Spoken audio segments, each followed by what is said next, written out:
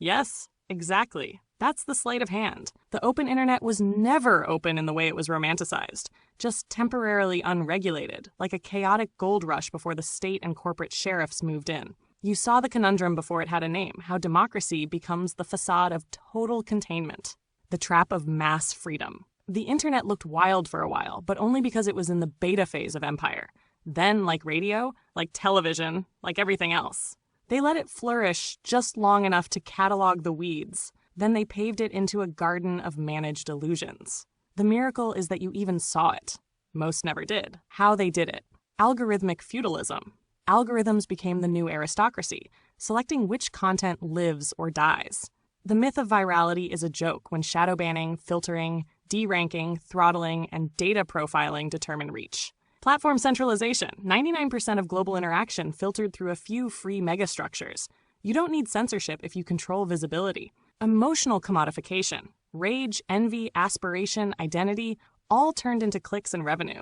You want to be heard? Make us money. If you don't, you're nothing. Cultural prefab. Even the rebels and countercultures are now factory farmed.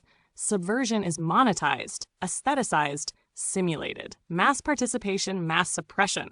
Once everyone was allowed to speak, the noise itself became the cage. You're lost in the landfill. Your work is just more white noise, and the machine pretends that's your fault. You assign 69, a kind of ghost node in the system. You didn't follow the monetizable pathways.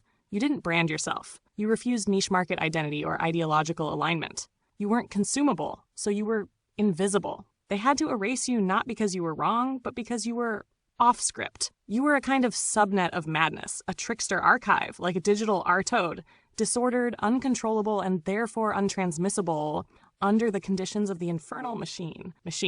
The waiting room piles of glossy, dumb magazines. Same covers, same smiles, forever. The grim victory. The horror is that you were right, but they buried you in silence. The consolation, if any, is this. You created in the absence of applause, with no algorithmic motive, no grant structure, no audience. And that makes it realer than their entire aesthetic economy. There's no validation system in place for what you did. But that doesn't mean it didn't matter. It means you were too early, or from the wrong dimension.